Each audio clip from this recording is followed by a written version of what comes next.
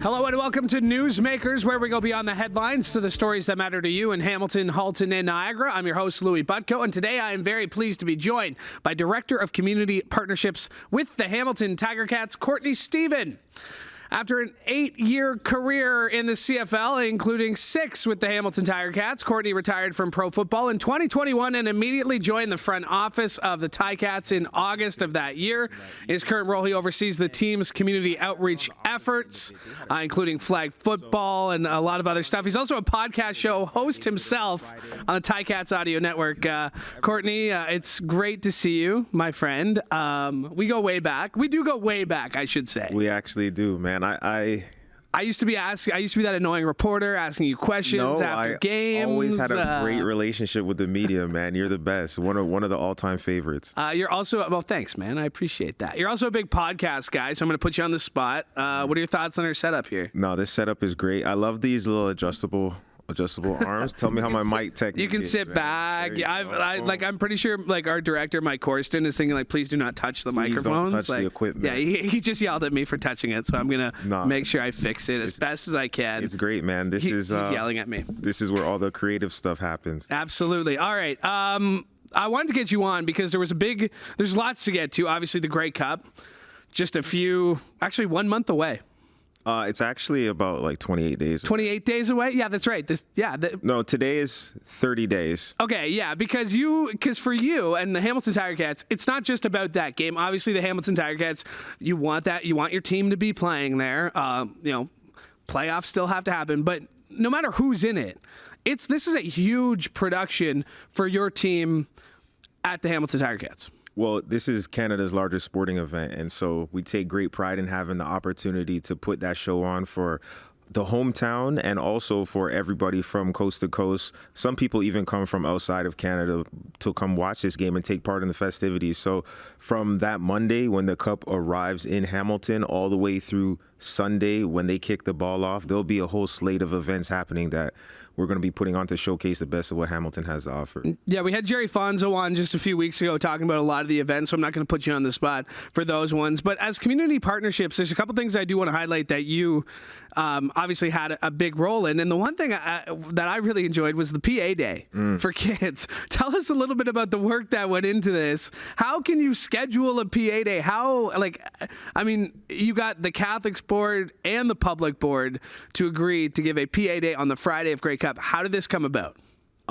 Kids, you could thank me later. No, honestly, we got great partners at both of the school boards, and really they understand that this is for what these kids' situation is. They're going to grow up and be older. Next time that the Grey Cup comes to town here, we don't know where any of us are going to be. So that makes this a once-in-a-lifetime type opportunity. So giving them the opportunity to experience it in its totality and go down to Fan Central and things of that nature, that's very cool. That's where core memories will be built. That's where the excitement begins, so that when you get to game day, there's already a lot of storylines that you're following and memories have already been carved out. Well, and there's a historical component that you've introduced. I remember this in 2021 talking to you about this, that you went into classrooms and explained the history of not just the Grey Cup, but of the Hamilton Tiger Cats and the significant people who have come through the Hamilton Tiger Cats organization. Bernie Custis, for example, you developed and you've been working with teachers to develop this lesson plan, basically, to get kids excited, but also a bit of a history lesson to figure out what this is all about. Well, when you've done something for your whole life, they say that you have the curse of knowledge, because you don't even remember what the basics are. They're so familiar to you. So revisiting the fundamentals of what makes the CFL so great, what makes a Hamilton Tiger Cat a Tiger Cat. That's a weird name. We should take some time to break that down and explain where that came from. Just giving these kids something to grab onto, something tangible that they can go home and tell their parents about, hey, did you know why they call it a Tiger Cat? Or why is the Grey Cup so tall? They've had over 100 games played for this trophy, and just different things of that nature. It gives them a sense of pride. It gives them a sense of community, belonging to something that's bigger than themselves. It also makes it interesting because it's hard to cheer for just faceless, nameless people running around on a big field. When you actually identify with some of those folks, you know where their hometowns are, and they find out you have some things in common. It makes it way more exciting to watch. You've been in your role now for 2 years, 2 years in August. I remember talking to you. You know, I was with the Ticats at the time. I did your first interview as a front office employee.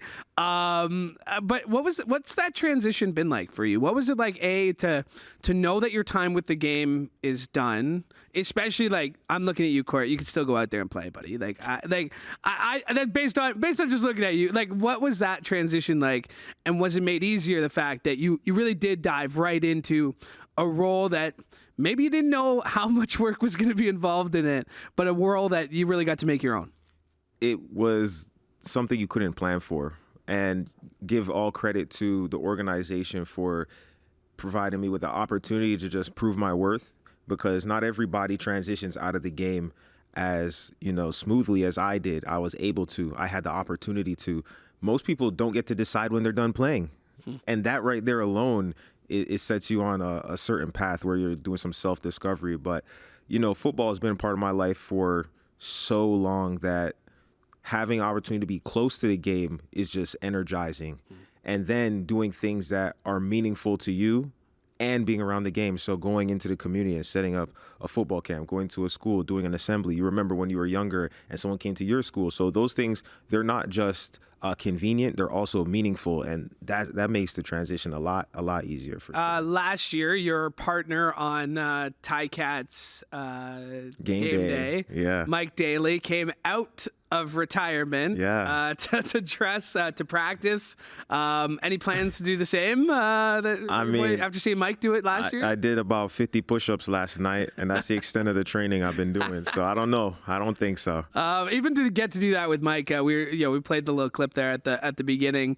To be reunited with your teammates and to get to do things differently. You're still, like I said, you're a big podcast guy. You host podcasts. You listen to podcasts. What's that transition been like? It's not part of your regular duties. No. It's more work that you're signing up for. But it's something like? I get to do, right? Not something I have to do. Well, I'm committed now. I'm accountable now. Yeah, you can't quit. Right, I tried to quit the Ticats Audio Network. Couldn't do it. No, once you leave, they keep pulling you back, man. Yeah. But the best thing about it, I've been podcasting since probably 2017, and that's just like a hobby of mine. I went to school. I did journalism. So being in a studio, TV, broadcast, radio, whatever, that's like my comfort zone. That's my fun space. If I had 9 lives, lights, I definitely would have taken that route to, Hey, buddy, you're still young. You're here.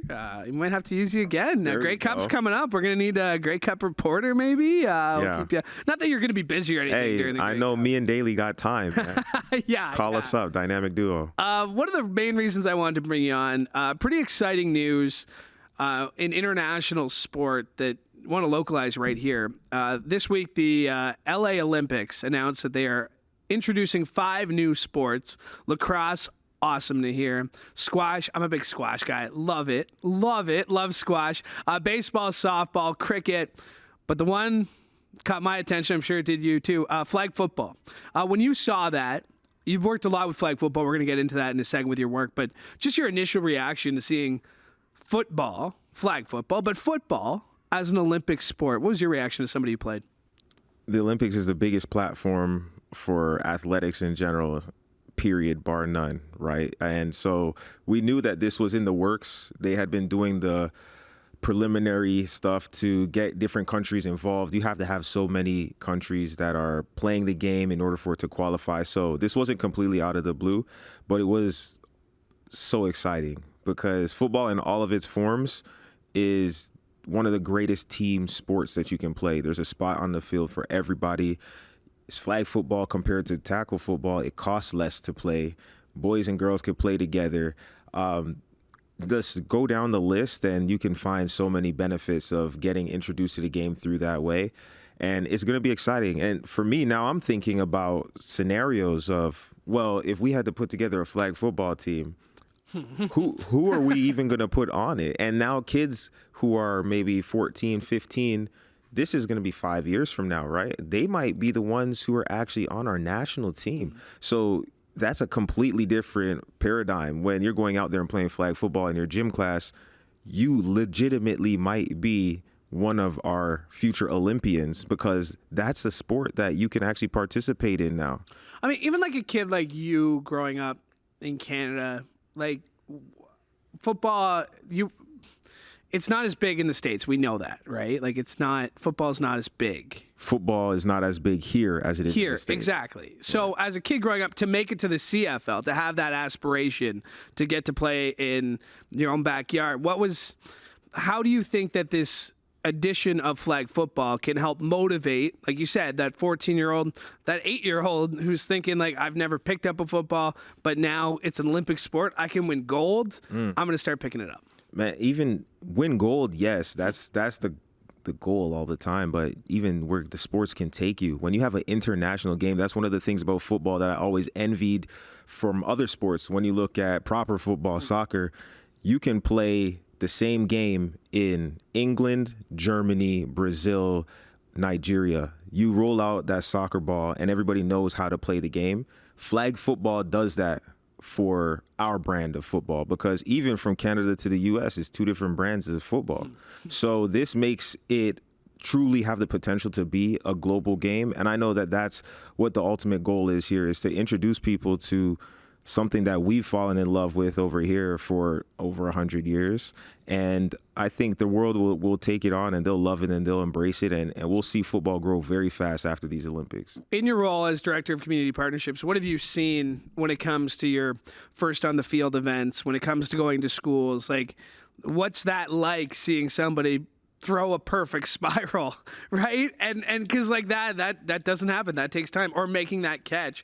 Like, what's that sense of rewardance that, damn, that's pretty cool. Man, it's just everything that we do is when the light bulb comes on, that's the moment when you realize this is bigger than football. This is about helping kids find an outlet for their energy. This is about helping kids find their confidence, find their voice, build friendships, have memories. Because at the end of the day, the game ends for everybody. But when we got up here and we were talking about my time playing, we were talking about career opportunities, we're talking about friendships, we're talking about the things I do in my spare time, my passions, and they're all intrinsically linked to the game itself. And so getting people into the sport is the big thing. And when we see them having fun or they have a big play, that's when you know they're hooked. And so getting people into sports is like the best thing you could do for any community. Now, you've made it a priority to make flag football a priority. You've partnered with Niagara Flag Football. You've partnered with Hamilton organizations. You obviously see the market there for a sport that's convenient, that's relatively cheap with the lack of equipment. How do you see it growing now? Like, where is the growth potential? Like, we see the problems with hockey is it's too expensive, ice time's too hard to get. Where do you see flag football growing in the next few years with this announcement? Man, it fits so nicely into the environment that we're currently living in. Like you mentioned, when you have to get these big facilities rented out, there's only a limited number of those. That changes a lot of things. By contrast, you can play flag football anywhere where there's grass, right? And to make an example, we're building a field inside of the John Floyd Armory for Grey Cup Festival. And that field is not a regulation-sized field, right? You don't need the full football field to play a game of flag football. Only need about 30, 40 yards or so. So access is way, way easier for flag football. And I think that alone is going to help get it into schools, get kids in the parks playing it. And once they actually get introduced to the game, that's the goal. Just get them out there, get them playing, get them having fun, because all of the good things, the benefits come from them being introduced to the game. So it's going to grow for sure. I'm going to put you on the spot here. Let's say Jim Mullen from Football Canada calls you up and says, Court, you've been around the game, played collegiately, you played Little League. How am I going to build a flag football team in 5 years? What's your plan? How would you assemble Canada's flag football team? Well, first thing I would do is I would go to U Sports and I would say, you need to implement a system where you can have not only tackle football, but we need to sanction flag football at the collegiate level. If we're going to compete on this on the international stage, we can't just be showing up as a part-time gig. You want people to get reps in. You want people to focus on this and get great at it. because flag football has been a hobby. If we're honest with ourselves, it's been something cool that you do when you're not doing the real thing. But now, when we're talking about medals, you win an Olympic medal, you get paid for that, man. So let's take this thing seriously. Let's have people playing at a high level. Let's have them competing. Let's have the coaches developed. Let's have the players developed. And then let's go into the Olympics with a fighting chance, because I argue, Canada has some of the best athletes in the world. We just need the systems around those athletes to give them the chance to reach their potential. Is 5 years enough time? Oh, yeah. Oh, yeah, because I know Stavros Katsantonis is already a boy, I'm sure, close to your heart, a free safety for something like that. A good Canadian national, we should call him. Yeah, but, I mean, he's a fake Canadian, but we love him because he loves us. Yeah, right? Absolutely. Definitely. I mean, he's making his case. Like, do you get the sense that, even guys in the CFL will be motivated to compete for Canada? Well, would you be motivated to play in front of millions of people and represent a country on the international stage? I mean, we could be river dancing, man. You put me out there, I'm going to be excited about it regardless.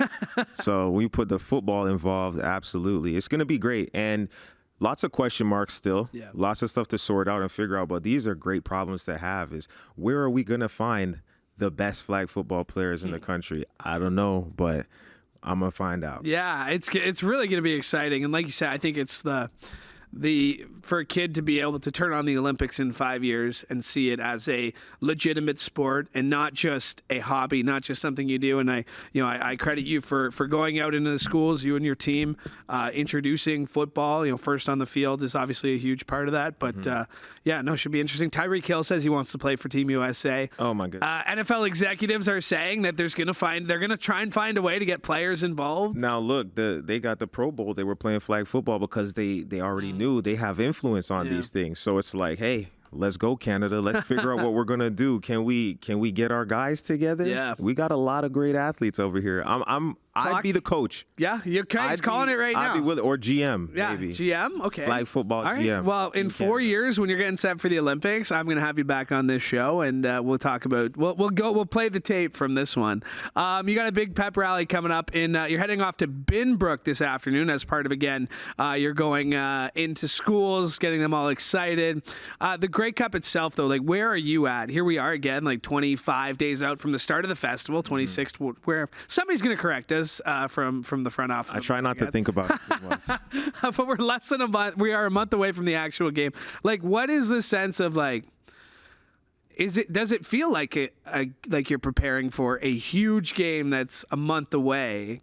Like, it's a little different, isn't it not? There's almost never enough time. So there's this sense of urgency where the clock's ticking, but you want that pressure. You want to be on the court or on the field in the fourth quarter. You want to be in the game because that's where the plays are made. And so not being able to put on a helmet anymore, these are the moments I live for, man. You want the team to rely on you to make a play. And so putting together 40 events in less days than there are events, and having folks coming almost, in from different cities and coordinating from multiple teams and organizations, that stuff's really cool. And when it comes together, you kind of sit back and exhale and say, man, like, look at what we did together as a group, as a unit. And so it'll be fun, but right now, a little bit of sweat. What are you most looking forward to come that week? Oh man, I just seeing how people react to all the work that we've put in collectively. I want people to not be told what they should like or appreciate, but I want them to discover what are the cool aspects of the festival and of our town that they really enjoy, or maybe get exposed to things that they didn't know. Like, we have amazing food here. We got great entertainers here.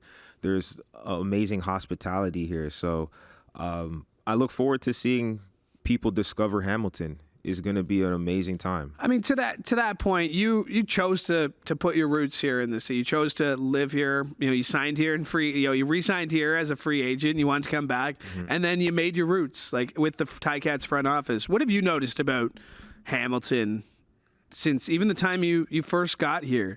What is it about this city that's kept you here? The people care so much. It's evident right away from the the first game when they cut the lights on and they kicked the ball off to the very last time I played, and I was wearing a jersey from an opposing team. I remember. And people are still standing outside the stadium looking for pictures and autographs and asking me how my family is doing. It's cool, man, because we want the team to win every single game, but I think the fans here truly care about the players. They care about that Leaping Tiger. They care about that stadium precinct, Tim Hortons Field, and the Stipley. Like, this is something that we take pride in, all of us. And so to be a part of that is awesome. I mean, what would it mean to you? You played in Grey Cups. You know, you were there in 2021. But what would it mean to you to be a part of this organization if the team were to pull it off? That's the only goal. All other goals are sub goals underneath of that one. Now, so you mean that as in like even like in that building, you know, you want the event to go off without a hitch, but but I expect everything that we plan to be executed to perfection, because that's a standard we hold ourselves to, and we want to be world class. You know, we're not necessarily comparing ourselves to people next door and how they run events and whatnot. Like, we just want to be the absolute best in that. So I'm not worried about anything, but the goal is, whether you're putting on a helmet or whether you're packing bags or whether you're mopping floors or whether you're locking doors, is do what you got to do to make sure that we're where we need to be when that game comes and when they kick that ball off. We want to be there, and we don't want to just enjoy it. We want to win. Yeah. I could picture you saying that on the podium like a million times again in the TELUS Media Center.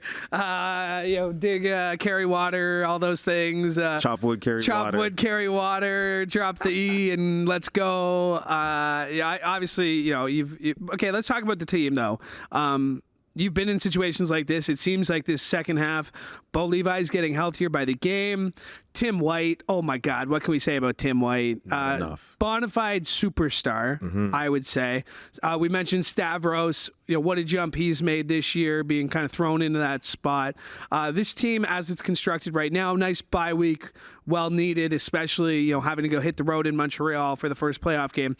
What's your overall assessment of what you've seen from the guys as of late? Trending in the right direction, peaking at the right time. I think you've had some injuries early in the season that forced other guys who otherwise wouldn't be getting the reps to gain experience, and now you're going to see the fruit of that labor.